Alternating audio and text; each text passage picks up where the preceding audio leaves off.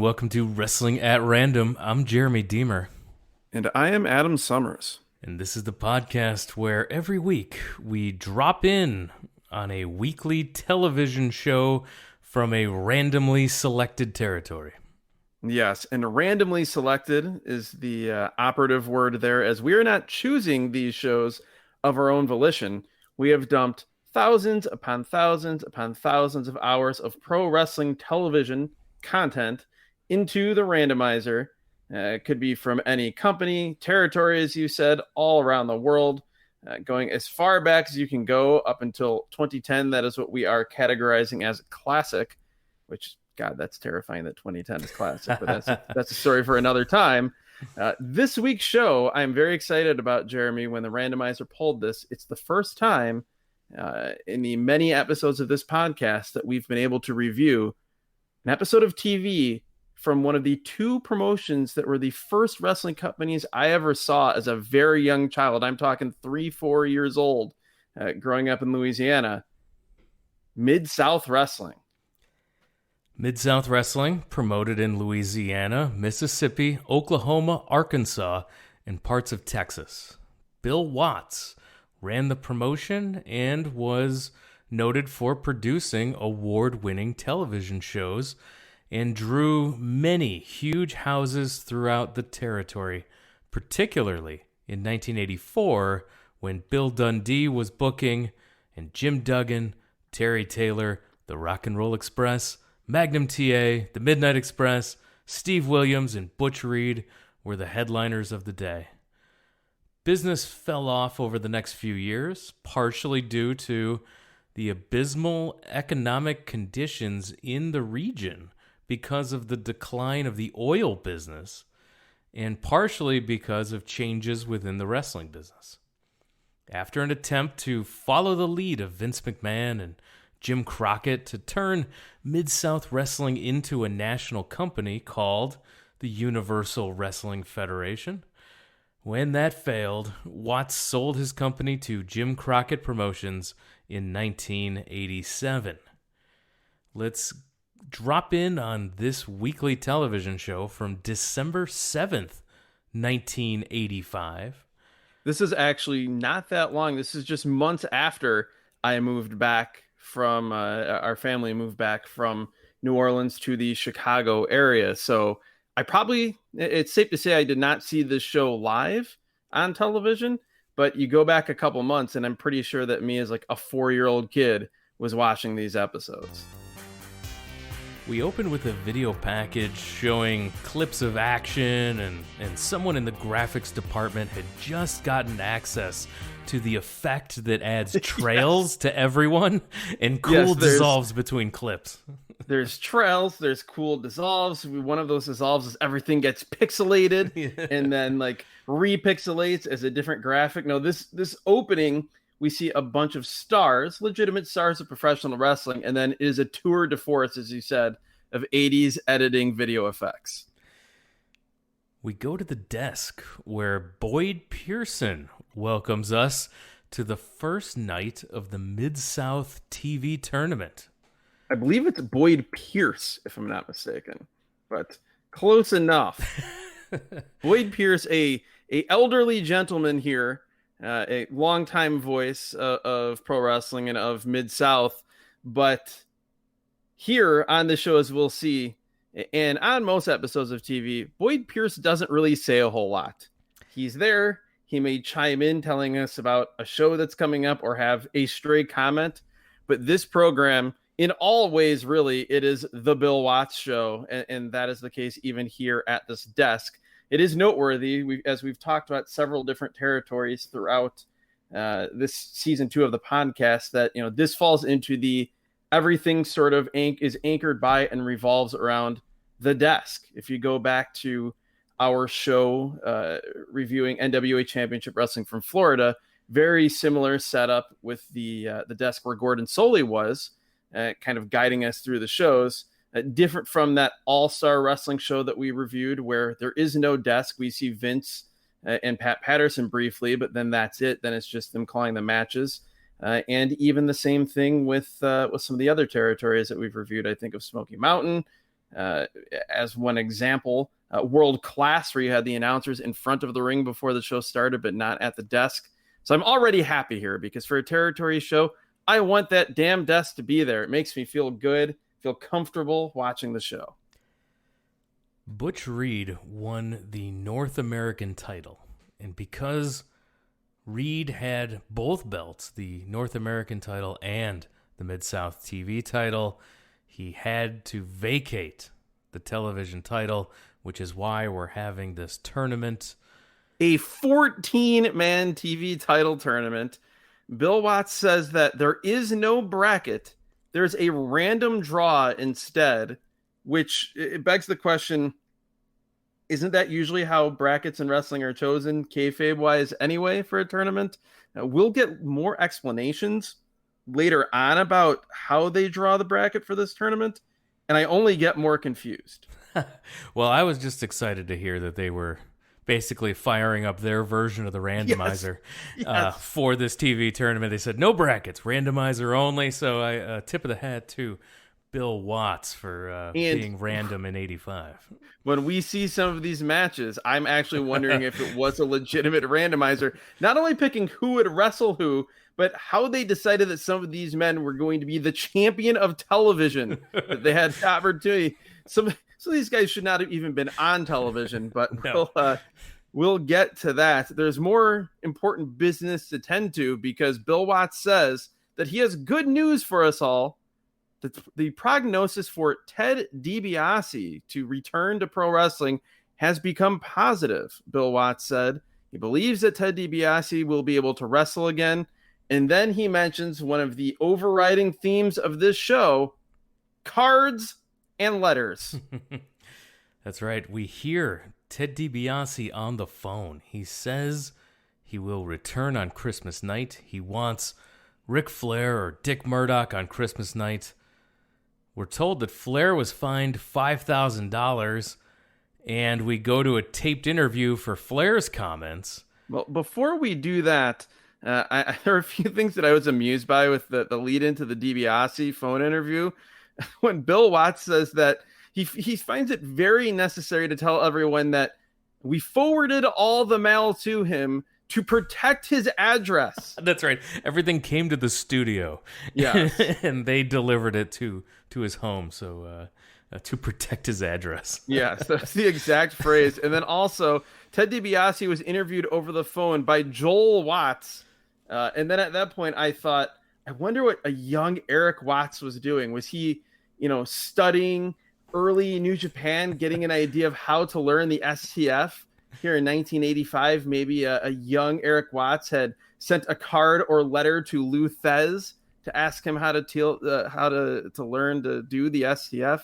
I don't know, but yes, Ted Dibiase says in this interview that the doctors have said the injury will mend completely, that he will make his quote return debut, which I was amused by because it can only be one. It definitely can't be both. But he will be making his return debut on Christmas night. As we've talked about in the territories, a lot of times Thanksgiving night and Christmas night were their biggest shows of the year. Yep. Clearly, they were building to something similar here. And then Ted Dibiase basically said, God is the reason that he is able to return. So kind of foreshadowing his later in life turn to becoming a preacher of sorts. And quite a large middle that he experienced. Yes. Yes. The gap was bridged by lots of money and other things. Ooh, and other things. That is correct. So the taped Flair interview, his comments are basically, he doesn't care about $5,000. Doesn't care about this fine. This is nothing. It's a zero. He's fantastic here for the most part. He says, if you are any man after you tried, or no, this is... Ted says basically, Ted says, I'm coming for you, daddy. That's the most important thing about the Ted Dibiase interview. Sorry. Just had to get that in there because it just cracks me up. That's a very Dusty Rhodes way of talking from Ted Dibiase. But then, yes, Flair is interviewed. He says that Mid-South Wrestling is powerful, one of the most powerful wrestling organizations in the world, but they're not bigger than Ric Flair. He says, finding me is like jumping on the Chase Manhattan, which I thought was a great line. He's saying, Butch Reed, you had it coming to you. And like, I'm hearing this. I'm excited about the idea of Ric Flair versus Butch Reed. Then Ric Flair says something. It was not good. No. It was not appropriate, even in 1985. I don't particularly want to repeat it. If you're going to watch the show, or if you have watched this episode of Mid-South and you've listened to this podcast, you know what he said. This stopped me in my tracks. Triple H would be saying, Rick, you're being too racist here. Yeah, it was. They'd be watching the Booker T thing, and Triple H would be like, thank God I didn't throw that into the angle.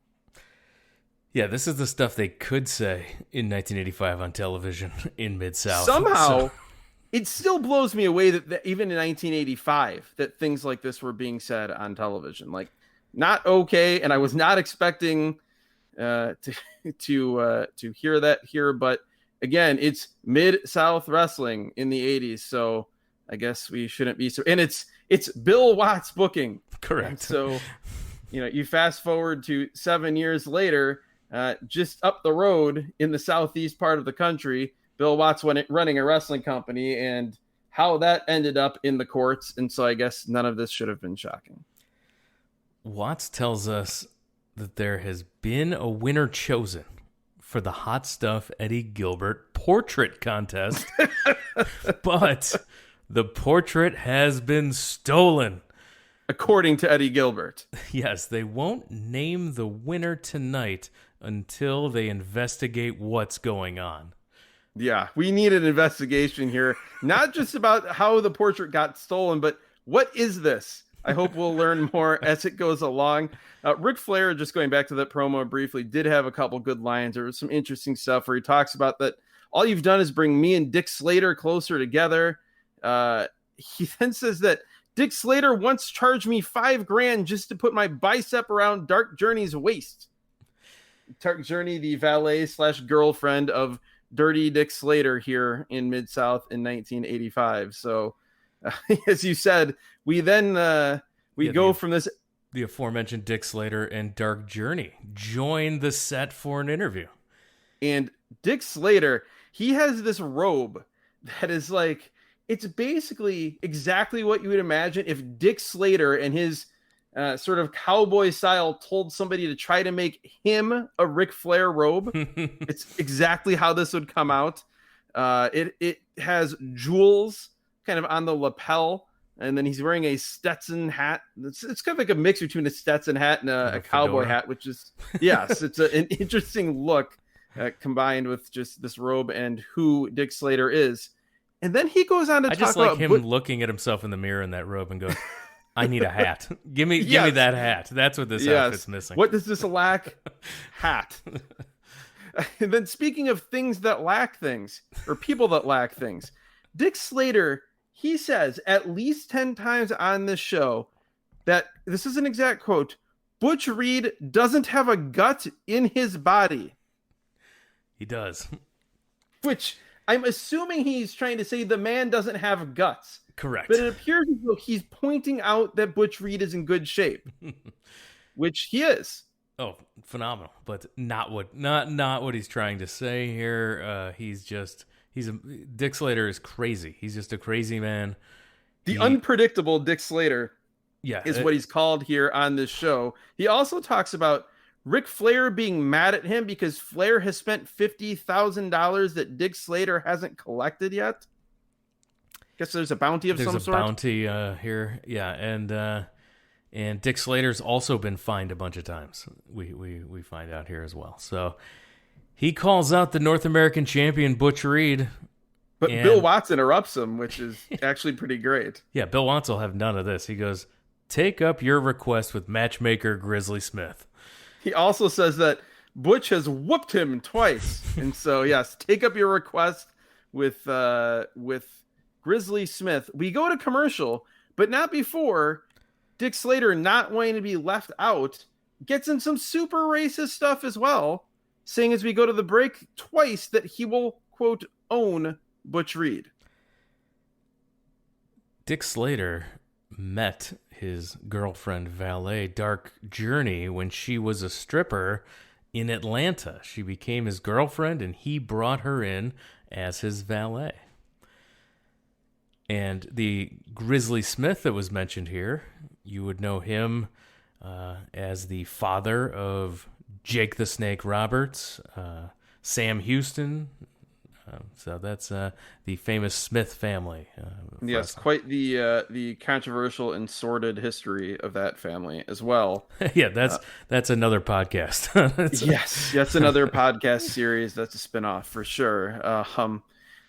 We go to the ring now, and Jim Ross, who has a weird role on this show, by the way. Jim Ross, he's here interviewing the Hacksaws, Hacksaw Jim Duggan, and Butch Reed, or as a lot of times people in Mid-South, including sometimes Bill Watts would call him Hacksaw Duggan, but here it's Hacksaw Duggan and Hacksaw Butch Reed. How did they have two Hacksaws? This was bothering me the whole time. When everyone's just cool that they both have the name Hacksaw. Well, that's why they're a team. They're the Hacksaws. I feel like they were Road both Warrior Hacksaws. Hawk and Road Warrior Animal, the Road Warriors.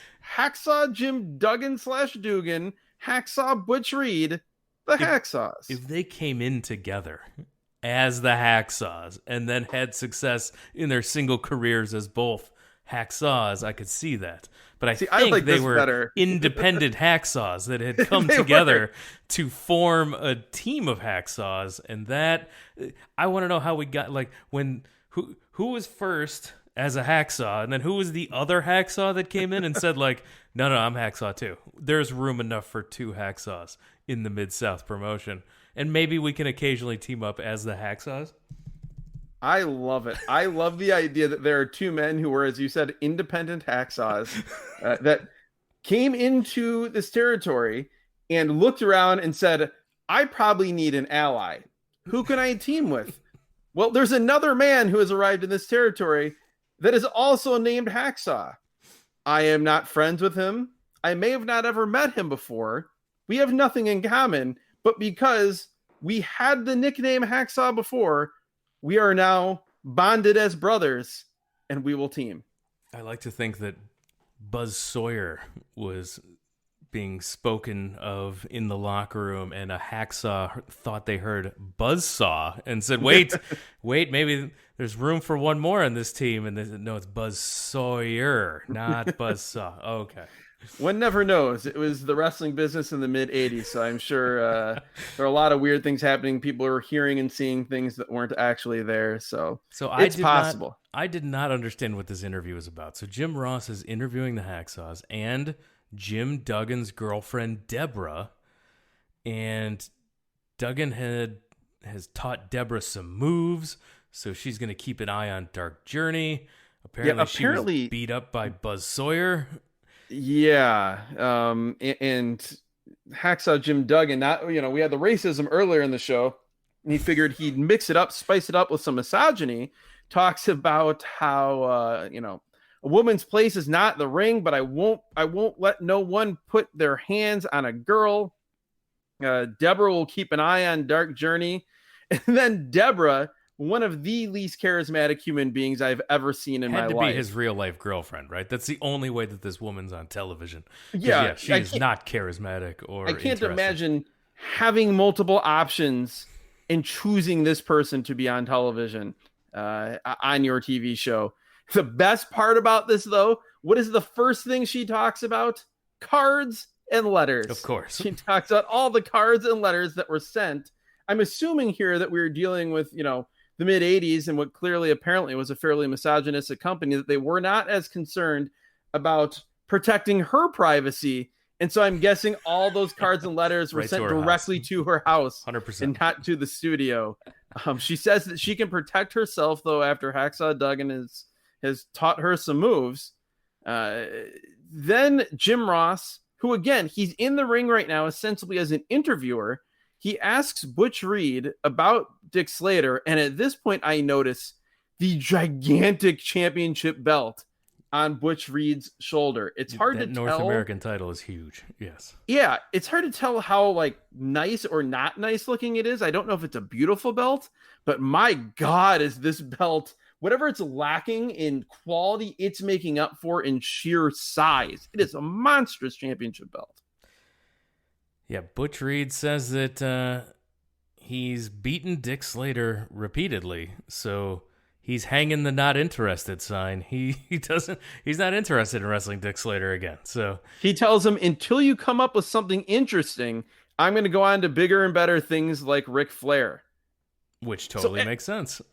At this point, we see jobbers in the ring, and Jim Ross, just right out of doing the interview, transitions into being the ring announcer, which I don't know that I've ever seen that happen on a show before. But he introduces the team of Mike Scott and Tiger Tab. That's right. Mike Scott and Tiger Tab against the Hacksaws, Butch Reed and Jim Duggan. They're not the Hacksaws. At this point, Boyd Pierce speaks for the first time, basically, since we saw them at the desk. And he makes it a point to call them the Wrestling Hacksaws. Even better. All four men start in the ring, and the Hacksaws beat them up, ram them together, slam by Duggan. Both guys get in the 3-point stance. They tackle poor Mr. Tab. Boyd Pierce yells, "Holy moly!" Yeah, we get a 3 count by Duggan. This was a lightning quick squash match here, and the Hacksaws are your winners. 15 seconds. Like, it took longer to talk about it than it took to actually occur.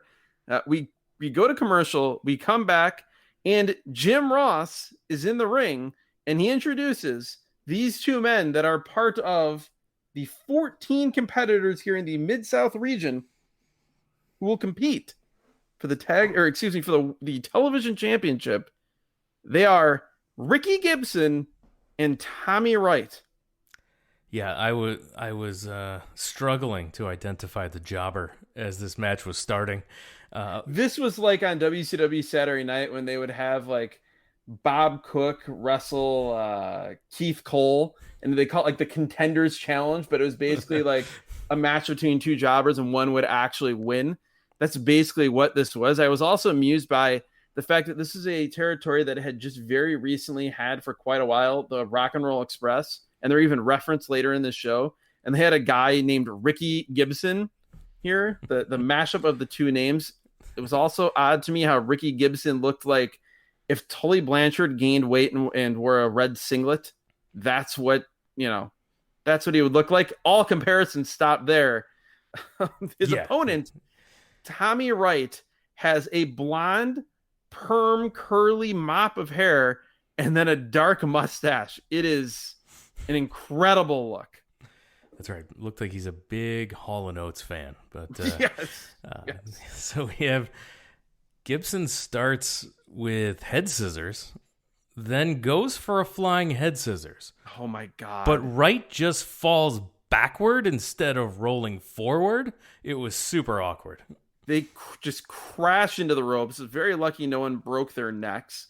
As all this is happening, we get more information here from Bill Watts telling us that Ricky Gibson is a former world junior heavyweight champion, and he says that they're getting calls from wrestlers all around the world about a potential junior heavyweight title tournament, which I'm pretty sure never happened. But if that was some of the high-flying action we could expect from the junior tournament, I'm sure he canceled the idea right there in that missed spot. Yeah, I would imagine, let's say, if Tiger Mask and Dynamite Kid were watching this, and then, they were thinking they had already put in their calls, maybe sent in a card or a letter, to ask themselves, or invite themselves into the tournament. They saw this and figured, no, we're good. We also learned something about there's no more 15-minute time limits for the TV title because it's too prestigious, which I don't get. Like, the whole idea of the TV title is that you have the matches on TV, and since it's on TV, you have a shorter time limit. That's kind of what makes it different from all the other championships you have. But I don't know. He then is talking about, like, people are clamoring for this action. This is exactly the type of match that people have wanted. Basically saying people have wanted babyface versus babyface matches. And, like, as this is happening, these guys are just having the most boring, dry match with, like, headlock takeovers. And I write down that I just do not believe that people are clamoring for this. No. And then Bill Watts starts talking about, this is where I get even more confused about how they're coming up with this tournament. he says something about that they pull 3 names. One of those names gets a bye, and then the other 2 guys have to wrestle each other. Okay, so yeah, that part made no sense. But he did explain that every round is random. So like when they finish the first round of the tournament, all of the winners go back into Grizzly Smith's hat, and they draw matchups out of the hat again. And so, it's basically reseeding, but without any actual rankings in mind. It's just blind draw each time. And when we say Grizzly Smith's hat, we're not saying that euphemistically. That is literally what they did. That's how they drew these. We don't see it, but that is how they drew it, out of Grizzly Smith's hat. Yes, that is also, which we will for now always call the 80s randomizer, is Grizzly Smith's hat. Yeah. It's also exactly what you would use for Royal Rumble parties when you were a kid. You'd cut up a bunch of numbers. At least that's what I did. 100%. You have like 10 people over. You cut up a bunch of numbers. As a kid, I did that like last year. Yeah. put them in a hat, pick them, and then that's who then you had to cheer for Marty Jannetty or something. That's just how it went. We're not talking about the match, because really all this match is to this point, it's hip tosses, arm drags, and lots of head scissors. Thankfully, no more flying head scissors. No, headlock takeovers. It's a big mat. Thing in this territory. This is where I know that this is basically like an episode of Nitro, or more so, I would say, like that episode of Primetime, where when like Iron Mike Sharp is wrestling Jim Powers, and Tony Schiavone and Lord Alfred Hayes just completely give up like any pretense of caring about the match and just start doing a podcast. Here, Bill Watts is just doing the Mid-South Newsline podcast. Yeah. He is going through every possible thing. He's repeating stories that he told earlier. At one point, we get some really bad like tracking issues with the VHS tape source. And I don't even mind. Because we have like 20 seconds of these scramble vision, like you're listening to a pay-per-view that you didn't order. And then it comes back and they're still in the same hold. I wrote in my notes, I want neither of these men to win the TV title. I'm like, I want this 15, well, not even 15. I want a very short time limit in both of these men to be eliminated, both from the match, the tournament, and Grizzly Smith's hat. We cannot be so lucky, though.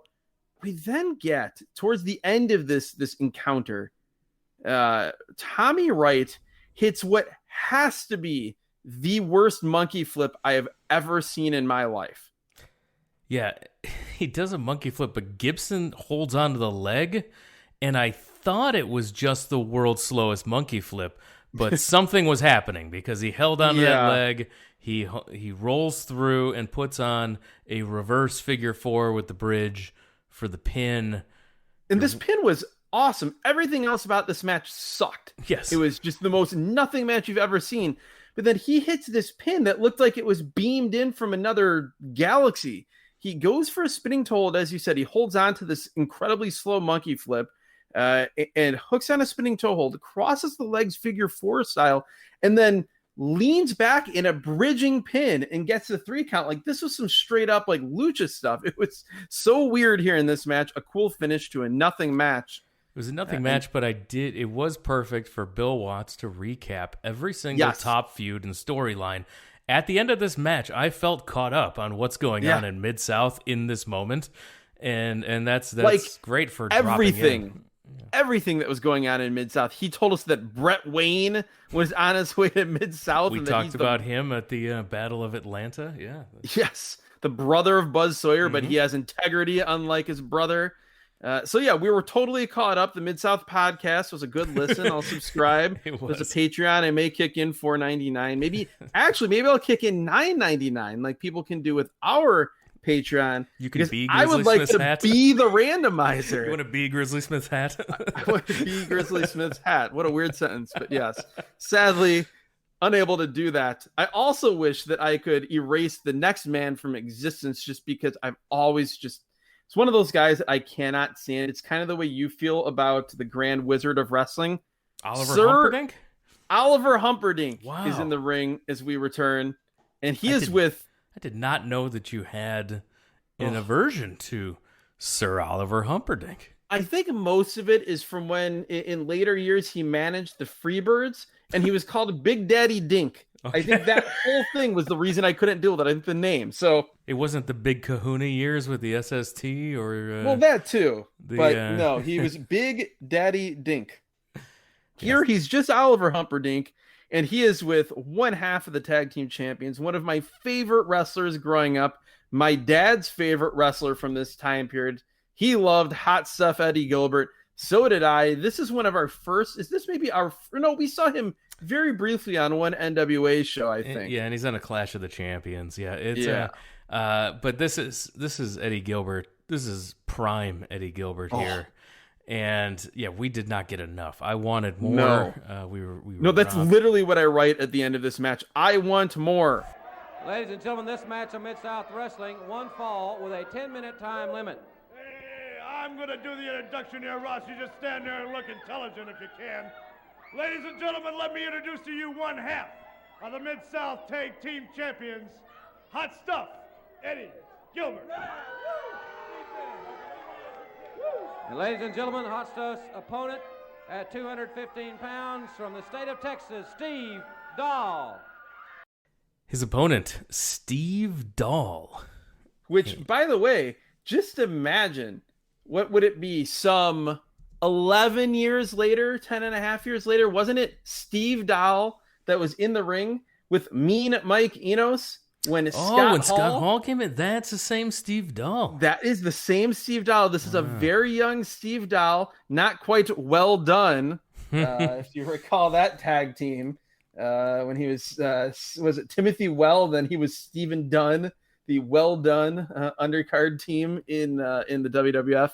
But yes, this is the same Steve Dahl that would go on to be a footnote in history, being in the ring when Scott Hall came out for the first time on Nitro, starting what would be the NWO angle that would catapult WCW into the stratosphere. Here he's young, he's pretty green, and he has nowhere near as much charisma as Eddie Gilbert, who is just. Eddie Gilbert is the best, like manic, sleazy, just completely self-centered, narcissistic heel. He just screams like pro wrestling ridiculousness in the best way possible. And the other realization that I had here watching him, we've talked about before. We talked about Adrian Adonis and seeing him on this podcast. Not only thinking like, oh my God, he was great, but also seeing him and realizing, wow. Shawn Michaels stole everything from him as far as like his heel turn gimmick in the early 90s. Here with Eddie Gilbert, Brian Christopher, Grandmaster Sexay, Scott, or whatever you want to call him, he tried so hard to be Eddie Gilbert. That's who he thought he was. He couldn't pull it off, but that's who he was trying to be for so many years. Oh, yeah, not even in the same league, not playing the same game. No. Eddie Gilbert, phenomenal here. We're told that he couldn't stand the thought of giving up the portrait. And so that's why the portrait is missing, because he kept it for himself. He apparently, like they said something that he literally, not figuratively, but literally sits in his luxurious home and just looks at his portrait all day. Which, when you see Eddie Gilbert here with this, I buy it. I 100% believe it. He's got these sunglasses. He's got these like pink tights with like fire going up and down the sides. He's got this hair where it's blonde, but his brown roots are showing. Everything about him just screams a guy who would look at his own portrait all day. Some good takedowns by Gilbert. Dahl sends Gilbert to the buckle. Backdrop. A forearm knocks Gilbert down again. Off the ropes, Dahl comes charging in at Eddie Gilbert, who just catches him, lifts him up, falls back, clotheslining him on the top rope. The hot shot. I love that move. Yes, a great finisher. The hot shot for the pin. Your winner quickly. Hot stuff, Eddie Gilbert. We saw too much Steve Dahl. Not enough Eddie Gilbert in this match. I want more. I felt robbed. Yes, I would agree. A couple notes. Eddie Gilbert doing the hot shot as you described it. So, like I said, he was one of my favorite wrestlers as a kid. Well, fast forward, a guy named Stunning Steve Austin shows up in WCW. And what does he use as the finisher? The hot shot. He calls it the stun gun. And that is where I became a huge Steve Austin fan as a kid. Seeing him do that move in WCW, he became pretty much my favorite wrestler in WCW at that time, and it was all because he used Eddie Gilbert's move. So cool through line there for me, at least. Also, we have more cards and letters and mail referenced by Bill Watts in this match, as he talks about they've received more mail about three men, the Rock and Roll Express and Terry Taylor, than any other wrestlers that have come through Mid-South, fans asking, pleading for those men to come back. He basically doesn't say anything about the Rock and Roll Express, but he tells us that Terry Taylor will in fact be back on Christmas night. I don't know if it's like Ted DiBiase or it's a return debut, but he'll be back as well. So that's another draw here for the big Christmas night event. After commercial, the TV tournament continues. Nightmare is introduced by your favorite Sir Oliver Humperdinck, and we learn that he's Eddie Gilbert's tag partner, and he's half the tag team champions with Eddie Gilbert. And Nightmare's opponent, Sean O'Reilly. Let's talk for a moment about both of these men, because when you hear Nightmare, it conjures up a certain look for a pro wrestler. Maybe there's face paint. Maybe they're big and jacked. Maybe they come out with shoulder pads with spikes on them. You would imagine if they have hair, it's probably black, or they have a shaved head. I would think maybe they're in really good shape. Overall, they're probably a scary nightmare of a human. This guy, the Nightmare, he looks like, the best way I can describe him is he looks like a fat Dennis Condrey. And okay, yes, that is a good comp. I had, if you put Big John Studd in the dryer and shrank him down. Yeah, he's definitely. like it's like, who is that's actually perfect as well. Who is the guy that no, he is the King Kong Mosca to Andre the Giant. Is that version for Big John Studd. I want that match. I want the Nightmare and King Kong Mosca versus Big John Studd and Andre the Giant. Sadly, we do not get that here. My notes were a little bit less complimentary. I was just so shocked about the Nightmare. I write, he's just a tubby guy in red trunks.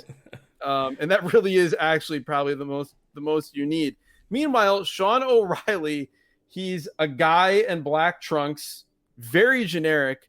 He's Irish, you see, because his last name is O'Reilly. They introduce him as being from Boston, and he's wearing a t-shirt with a shamrock on it. So subtlety, not the strong point here of Mid-South in 1985. But these two men are going to have a pitched battle to advance in the television title tournament. Nightmare out of the corner, hip toss by O'Reilly, tries to follow it up with a drop kick. He misses. Nightmare with a near fall after an elbow drop. Side Russian leg sweep by the Nightmare, but O'Reilly kicks out this time. Nightmare then he actually gets punched by O'Reilly because O'Reilly's fighting back. Dusty Rhodes-esque punches here. Before that, I'll note that there was a point in this match where I started thinking maybe Nightmare is good. He threw some really cool step forearms in the corner, and I'm like, oh, maybe I like Nightmare. He's just a brute. Then I notice, as you mentioned, O'Reilly fighting back. Then I notice O'Reilly has the most terrifying scar I have ever seen in my life on his stomach. I feel bad for him. I don't know what happened to him in his life, but whatever it was, it must have been really, really serious. And I just watch this, I'm thinking, wow, I'm just glad this man is okay after whatever operation he had. Another drop kick, and Nightmare kicks out before one. So O'Reilly's big flurry of punches and a drop kick, and Nightmare kicks out before one. It's because he's a Nightmare. He's terrifying. This was the moment, though, where I then amended my previous thought and realized, okay, Nightmare actually sucks again. His sell of this drop kick is one of the most absurd things I have ever seen watching pro wrestling. And it's not hyperbole. This sell of the drop kick was the equivalent of The Rock selling a Stone Cold Stunner. It was so over the top and ridiculous. With The Rock, it's obviously much more entertaining because it's him. I'm trying to think. This almost was like Shawn Michaels going so over the top selling for Hulk Hogan to try to make him look like a fool. that SummerSlam match. I can't remember what year it was, but that's like he gets hit with this drop kick, and it's total cartoon stuff. Nightmare with a clothesline, and then a pile driver gets the win. He advances in the TV tournament. After commercial, we're going to have another TV tournament bout. This one is Al Perez versus Dick Slater. Now, tough draw for these two compared to the other squashes earlier. Yes. Well, also, tough draw for Dick Slater. He's facing a man who would go on to be the world heavyweight champion just 2 years later. In World Class, 1980, in the dying days of World Class. Go Hey, back to Mark that episode Lowrance- if you want to hear us talk about Mark Al Perez. Lowrance told me when I watched that episode, he told us that there were 4 men in the ring who were among the greatest wrestlers in the world, and Al Perez was one of those men. So I'm assuming here he still has some of that greatness. What he doesn't have, though, is good gear. My God, his look. He's wearing just like these generic long black tights, and then he is wearing, it looks like I've now discovered what the inspiration was for that shirt that Christian wore for so long. That like fishnet mesh shirt. That's what he's wearing here. He also has a like closely cropped short black hair and mustache. They were, I don't know if this was intentional or not. They were kind of going for the Freddie Mercury look, but it was an odd look for Al Perez. They talk about Al Perez's gear later. Apparently, Yes. they explain that Perez is wearing the long black tights because he lost a stipulation match to Dr. Death that resulted in him wearing this gear.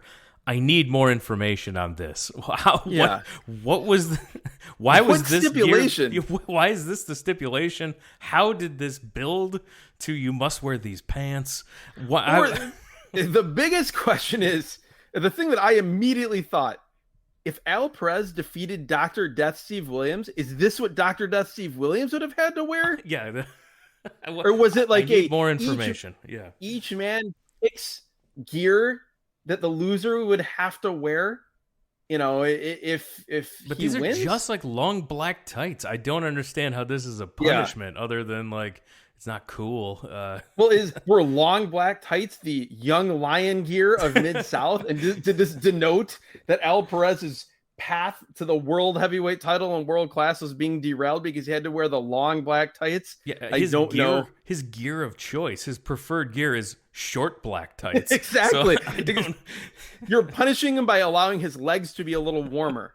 It's just very strange. I don't get it, but fine. Dick Slater gets on the mic again, which is a refrain we'll hear throughout this show. He's in the ring with Jim Ross. He says that Butch Reed is the scum of the earth. He again says that Butch Reed will never have a gut in his body. And then Jim Ross starts, saying, well, why don't you say this to Butch Reed personally? Why don't you tell him that personally? He's coming to the ring, and here comes one half of the Hacksaws, Hacksaw Butch Reed. Yeah, Butch Reed comes out, and as soon as he steps in the ring, Slater pulls Dark Journey in front of him, hiding behind her. That was great. First of all, I couldn't get out what I needed to say about Butch Reed. As far as I'm concerned, Butch Reed reminds me of the scum of the earth. Butch Reed has got no guts in his body, otherwise he would put up that North American Heavyweight Championship. And I know what I'm going to do with a championship belt when I get it. I'm going to put it right around Journey's waist. As far as I'm concerned, Butch Reed, he'll never be a man like I am. He'll never have what I have. And he will never have a gun in his body to come in and take Dick Slater on for anything other than the North American Heavyweight Championship. You heard what You tell Reed personally for me. Why don't you tell He him? don't have any guts at all. If he had any guts, Why don't you tell him yourself? Why don't you tell him yourself? I don't need to tell Butch He's Reed coming to anything. the ring right now, so why don't you tell him yourself? You had a message for him, you tell him. Let me tell you something. You out here flapping your gums out here, Slater. Now, let me tell you what I got to tell you, sucker. And it's this right here. See, I done beat you all over Mid-South. Yeah, you hold that hat you want to. I done beat you in the championship matches. I done beat you in the bounty matches. And you don't have no call for a title match anymore, sucker. All you got, you don't have nothing Butch Reed. Hey, he don't have nothing that Butch Reed wants. You know that? I done already beat you, back jumper. You ain't nothing but a back jumper, and all you got is $50,000 blood money from Ric Flair. And the weight you going now, baby, you ain't gonna have that as much as you getting fined. So, until you come up with something interesting for Butch Reed to wrestle you for, then you just wait till your turn, my man. You understand? Dick Slater, we'll get to it when the match starts, and we mentioned this on a previous show when we watched a Dick Slater match. It might have been that Dick Slater Greg Valentine cage match. It was, yeah. Dick Slater, the same gear on. Oh. Yeah, both wearing blue, the same exact gear, similar body types. But Dick Slater is one of those guys that, like, you always talk about, or you think about, well, if this other guy didn't exist, then this guy would be considered like an all-time great.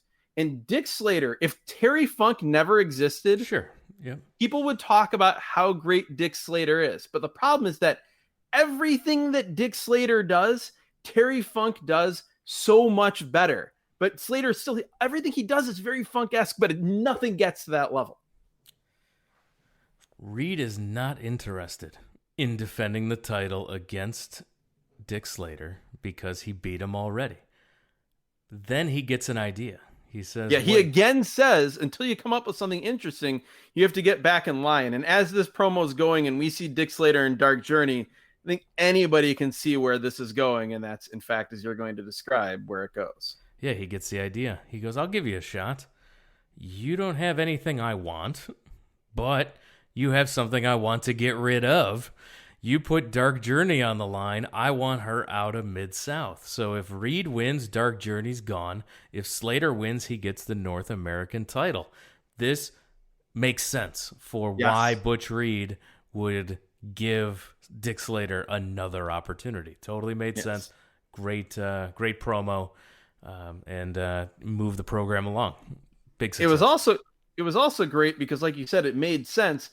You know, it wasn't that Butch Reed, and I thought, considering the way the rest of the show was going, that Butch Reed was just, he won Dark Journey and then, we're going to go down that road. But instead, it's just like you said, he wants to get rid of her. If he gets her, he can get rid of her, and then he doesn't have to deal with her interfering in matches or anything. He has a great line where he tells Dick Slater, "Put your woman where your big flappy mouth is," which I just thought was fantastic. He then says something about, he'll put her back out on the street corner, and then he laughs. Slater goes after him, but Reed bows laughing, and this was really good. They had really good chemistry together, and Butch Reed I'll watch anything that has Butch Reed.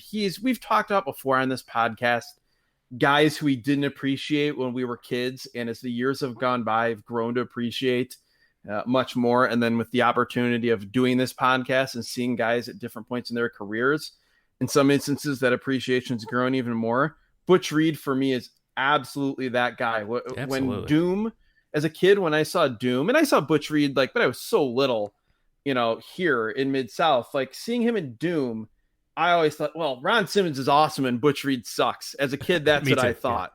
Yeah. Just because Ron Simmons was just more explosive. Butch Reed was a little older at that point in his career, just wasn't as dynamic. But man, you go back, Butch Reed was awesome. That he was. Now, Al Perez, less awesome. He is the epitome of a guy here. Test of strength into a monkey flip. Perez lands on his feet and hits a drop kick. This is pretty exciting and showing you that this is not just a squash match like you've seen in the other TV tournament matches here. Al Perez's game. Slater takes him down, and he starts working on Perez's arm with a wrist lock. Yeah, this was cool, by the way. He gets him in a head scissors on the mat, and he grabs, depending on what your wrestling inclination is, you would call it a double wrist lock or a Kimura, out of UFC. I was not expecting that here from Dick Slater, but Dick Slater, again, another guy that I did not appreciate when I was a kid, and as years have gone by, I have. We talk about Mount Rushmores of different things in pro wrestling. Dick Slater, on the Mount Rushmore of mean mugs and great angry faces in pro wrestling history. Yeah, absolutely. Perez then picks up Slater, tries to slam his way out of this wrist lock, but Slater won't let go of the hold. We get a brief flurry by Perez, but Slater right back to the hammerlock. Slater. We also get another really aggressive side headlock takeover. They love doing that move in Mid-South. Side headlock takeovers and holding the ropes when you get Irish whipped to stop a drop kick from happening. Those are the two things we see over and over on this show. And cards and letters. And letters.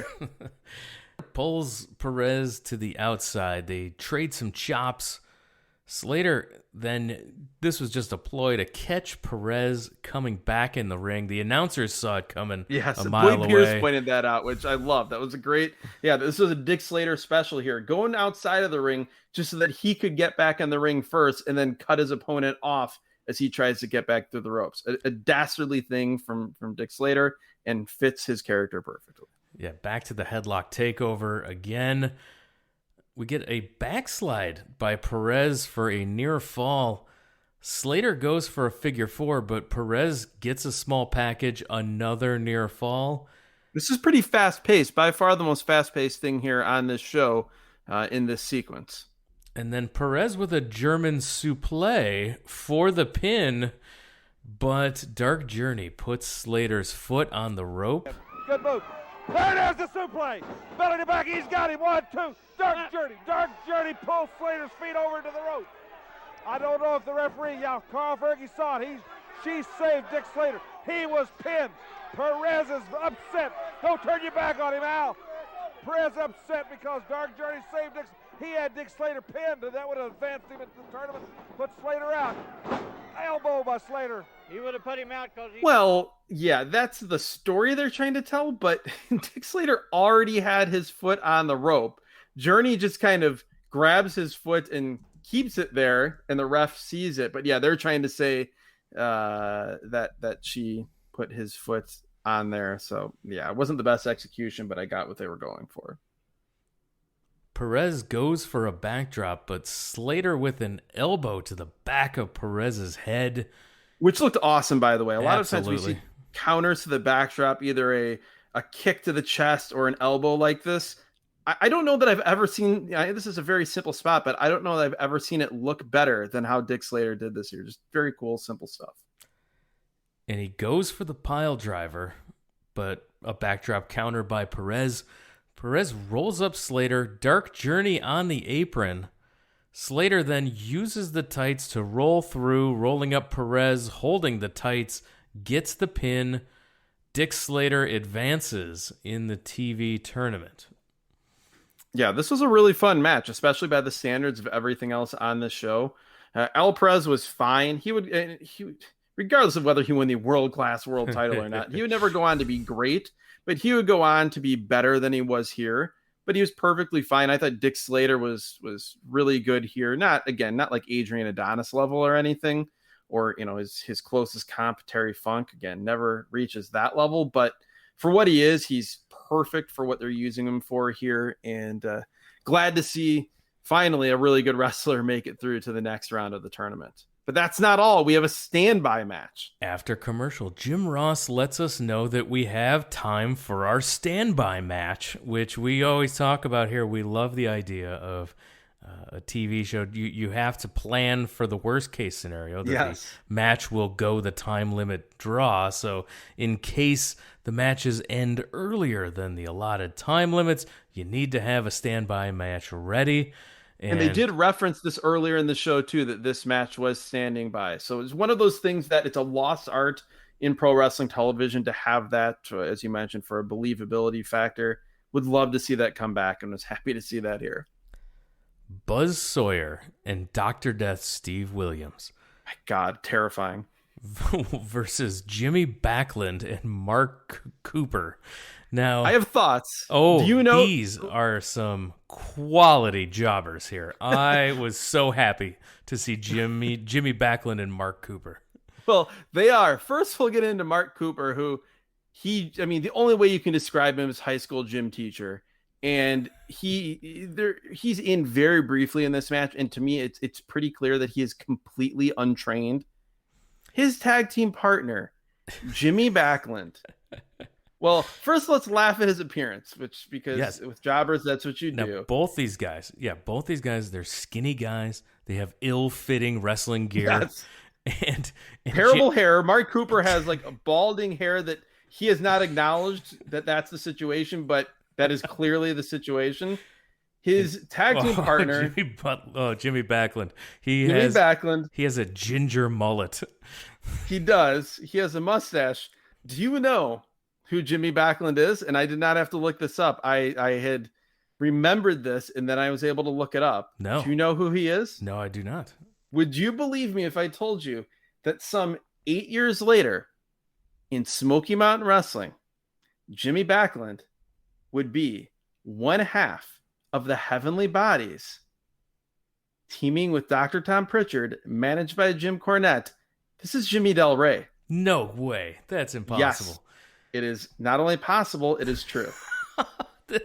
Incredible. Imagine what a transformation, because this was not a heavenly body. No, not in any way, shape, or form. Imagine this Jimmy Backlund doing that disgusting dance that Jimmy Del Rey, the gigolo Jimmy Del Rey, would do.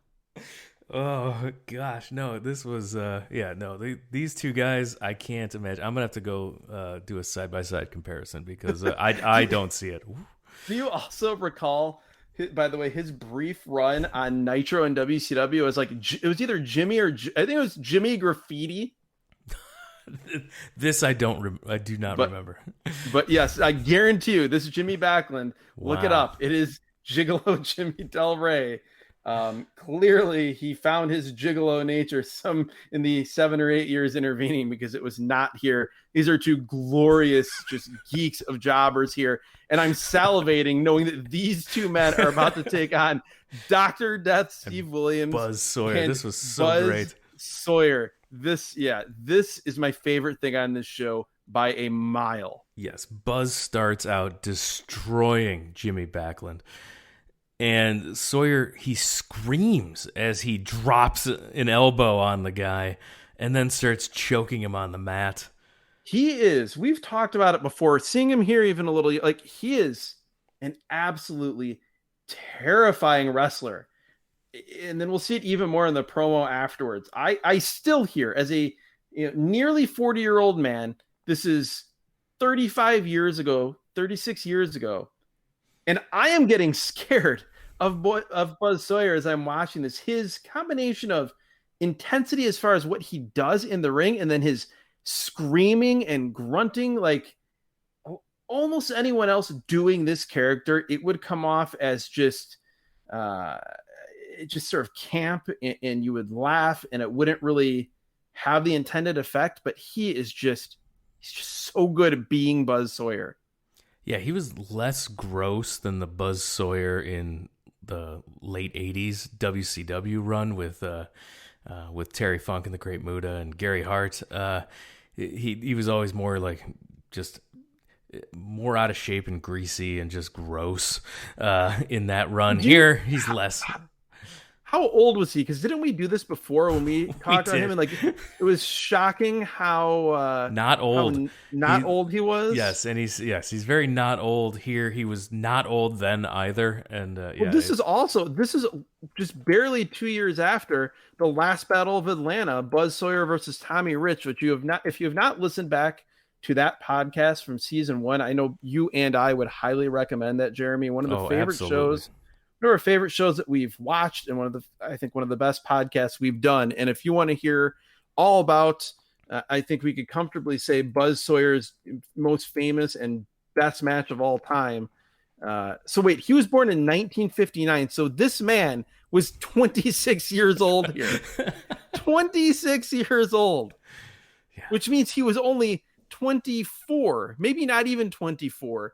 In that last Battle of Atlanta match. Yeah, go listen to that show. We do this exact same shtick, talking about Buzz Sawyer. But what a match there with Tommy Rich. Here we see him destroying jobbers. He tags in Dr. Death, and Dr. Death presses him over his head a few times and then drops him. This Jimmy Backlund is getting destroyed, and it's glorious. Yeah, Sawyer is grunting and yelling as he ragdolls Jimmy Backlund. Like Terry Gordy from 1989 would be concerned that Buzz Sawyer was being too reckless with this jobber. Yeah, Sawyer throws Backlund into his own corner so he can tag Mark Cooper in. God. It's one of my favorite things in squash tags is when you throw the guy into his own corners so that he can tag because you want to beat up the other guy too. There's really, we've talked about it before, I think, with the Samoan SWAT team squash on that 89 Worldwide show. There's nothing more insulting and like downright emasculating that you can do to your opponent than, or really to the guy on the apron, that you throw the other guy into the corner and you're telling that guy on the apron that you are so unconcerned with him that you would rather him come in than the guys that you just spent the last 3 or 4 minutes killing, than having him in the ring. Sawyer hits a high drop kick, hits Cooper in the face. Great height on this drop kick. Not expecting that out of a Buzz Sawyer. Yeah, it's one of those things we've talked about where, surprisingly great drop kicks from certain guys. I think we actually had one on a very recent show. I can't recall who that was that we were talking about, but Buzz Sawyer definitely fits into that mold as well. Clotheslines Backlund and Cooper. Dr. Death back in. Oklahoma Stampede power slam for the pin. Buzz Sawyer and Dr. Death beat up jobbers in glorious fashion. Yes, and during this match, Bill Watts is saying, how great would it be if Grizzly Smith's hat gave us these two guys wrestling against each other? Yeah, we're told that Grizzly Smith fired up the Mid-South version of the randomizer, and we have tournament matches for next week. Dr. Death versus Rick Steiner, who is Rick Steiner. Jake the Snake versus Hot Stuff Eddie Gilbert. I want that match now. Yes. Hacksaw Jim Duggan versus Humongous. And we got the wrong show. Yes. We were robbed. I want this, or I want that show from like 3 weeks prior that was Ric Flair versus Ted DiBiase for the World Heavyweight title, for the NWA World title. One of the most legendary episodes of Mid-South and of weekly TV. We missed out on that. And yeah, I want Jake versus Gilbert. I want Dr. Death versus a young pre-Rick Steiner. I'm just imagining how crazy Bill Watts is going to go, because it's one of the things that we didn't touch on. I can't remember, whatever the opener was, somebody involved in that, might have even been with Butch Reed. Bill Watts gets so excited when he can talk about football and guys' football backgrounds. And I immediately that's why Bill Watts liked Jim Ross so much. And it's why Jim Ross always still to this day loves talking about guys' football backgrounds. But yeah, I can only imagine Bill Watts with a Rick Steiner, Dr. Death match in 1985. Slater comes over to the desk ranting. Buzz Sawyer comes over being gross. He's screaming. And it's also great because each of them, they're clearly locking eyes on a camera when they're cutting their promos, but the camera is nowhere near the camera that we're actually seeing right now, that this shot is from. This is just a shot that's looking directly at the desk, and they're clearly looking at a camera that's way off in the distance to the left somewhere. Yeah, Sawyer's cutting his promo, screaming, threatening Duggan's girlfriend, Deborah. Watts cuts him off, recaps the upcoming stars coming to Mid-South, and the show goes off the air. I enjoyed this episode. I like some good squash matches. We had some here. We did have a couple boring matches, but overall, I wish we got next week's episode, but this one was totally fine. Yeah, no, this was very fun. The format of this show is fantastic. The content of this episode of Mid-South Wrestling was hurt a little bit by the fact that this was a first round TV title tournament show, and there are just a lot of guys who aren't very good, and I don't think otherwise would have been in competitive matches on the show. And I think, again, it's just luck of the draw too, because you look at, like we talked about, what was going to be on the following week's show, and those are very enticing matches for the tournament. But yeah, the format for this is great. Bill Watts is incredible, guiding you through the show and getting you caught up without any video packages. Like, that's one of the things here. We had no video recaps, and yet I felt more caught up, and in my mind's eye, I could conjure up these things based on the very vivid descriptions that Bill Watts gave, more so than some of these shows where we've had actual video recaps. So that was great. Again, you could have done without some of the stuff, particularly in the Flair promo, which usually that's as good as gold, and there's nothing to complain about in a Flair promo, but definitely some things, that even some stuff in the Hacksaw Jim Duggan promo that feel a little bit weird and uncomfortable, to say the least, looking at it through modern lenses, but that's for better or definitely worse. That was the way of the world in pro wrestling in the mid 80s. But yeah, good show. I did want to note in that last segment, a few really funny things where as Buzz Sawyer is screaming, one of the only things I can make out is him saying, "Duggan, you get your old hag out of here." Just hearing Buzz Sawyer say that as he's swinging his chain around and around and threatening everyone in the building. Again, as I said, just a terrifying individual. Speaking of the word individual, Dick Slater then says, and he says this in his Dick Slater voice, but in such a matter-of-fact way, he says, in a direct quote, "Duggan, you've got to realize you are a very stupid individual." That just made this show for me, made my afternoon watching this. So yeah, good stuff.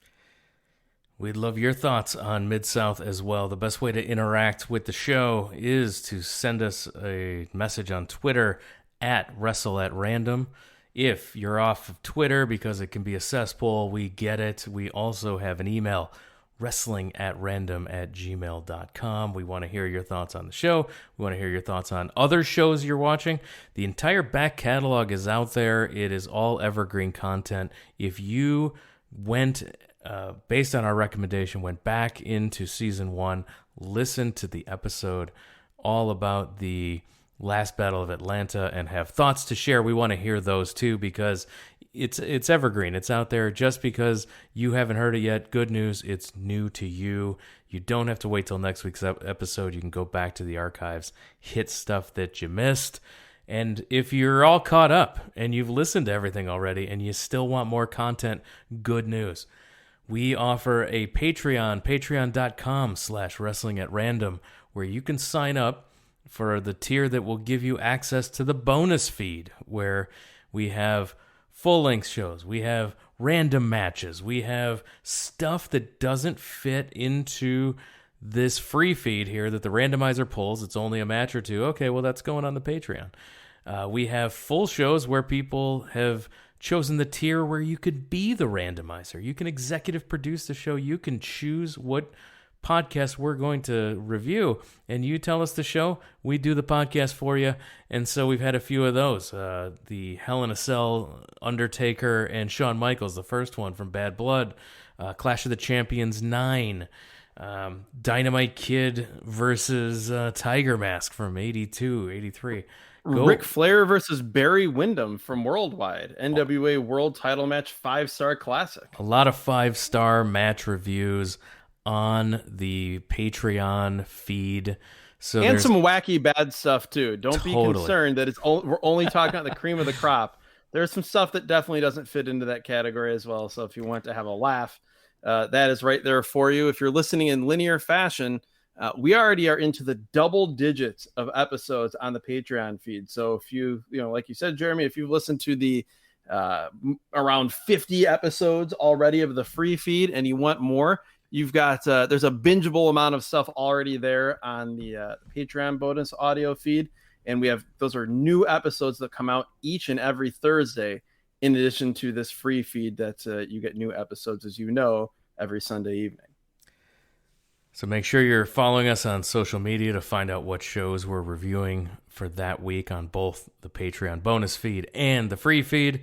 All of the links to subscribe to the show are available at the website wrestlingatrandom.com. If you cannot support the show financially in these times, we get it. We appreciate you listening anyway to the free feed, so you can support the show by telling your wrestling fan friends about us, or tell your friends that used to be wrestling fans about us. Yes, or tell your former friends who you know or believe might still be wrestling fans. Give them a shout. Tell them about the show.